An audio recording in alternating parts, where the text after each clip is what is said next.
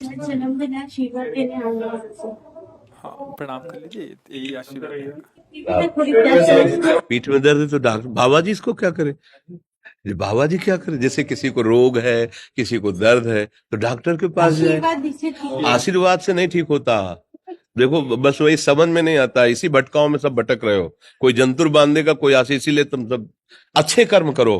पूर्व के पूर्व कर्मों के पाप से हमें दंड मिलता है। अच्छे कर्म करो, नाम जप करो, माता पिता की सेवा करो, सद्भाव से चलो। अभी ये कर्म नष्ट हो जाएंगे। किसी से जंतुर बंधवाने की जरूरत नहीं, किसी से आशीर्वाद मांगने की जरूरत है। अब नाम जप ना करो, खाओ मुर्गा मांस, पियो शराब, करो व्यभिचार करो, तो बाबा जी आशीर्वाद दे दे तो कोई आशीर्वाद काम नहीं करेगा। दुर्गति होगी यहाँ भी और वहां भी।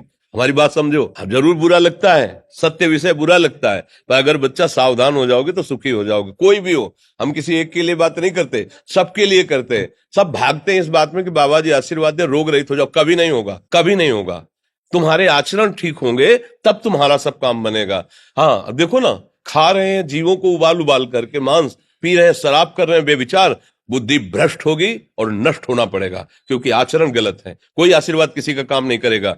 आप अच्छे आचरण करो, माता पिता की सेवा करो, परिवार की सेवा करो, समाज की सेवा करो, नाम जप करो। शरीर में कोई छोटे मोटे कष्ट आवे उनको सह जाओ। आगे चलकर आप देखो कि कैसी उन्नति होती, अच्छा होगा, मंगल होगा।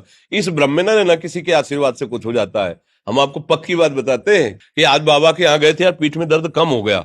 ये तुम्हारा पुण्य लग गया, पुण्य बन गया, तुम्हारा कर्म। तुम आए ना यहाँ तो जो जो पाग आगे धरे कोटिन यज्ञ समान, साधु दर्शन के लिए भाव से आए तो तुम्हारा वो रोग नष्ट होगा। तुम्हारे कर्म से नष्ट हुआ, तुम सत्कर्म किए ना, उससे कर नष्ट हुआ। बात समझो बच्चा, आप हमारे घर के हो सब।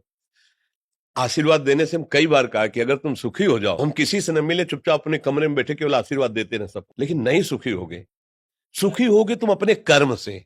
को न काहू के सुख दुख कर दाता, और निज कृत कर्म भोग सुन भ्राता। हे भाई, अपने कर्म का भोग ही आपको भोगना पड़ेगा। कोई भी तुम्हारे कर्म को नहीं मिटा सकता।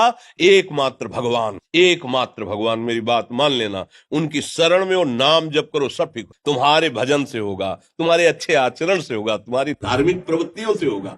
अब ये बात ना समझो तो फिर हम क्या कह सकते हैं? नहीं, हाँ यही तुम्हारा जन्मदिन की सफलता है कि हमारी बात मान लो, राधा राधा रटो, कोई नशा मत करना, अपने माता पिता की सेवा करो, समाज की सेवा करो जितना। और जो कष्ट है वो स्थायी नहीं है। आज विपत्ति आई, कल खत्म हो जाएगी।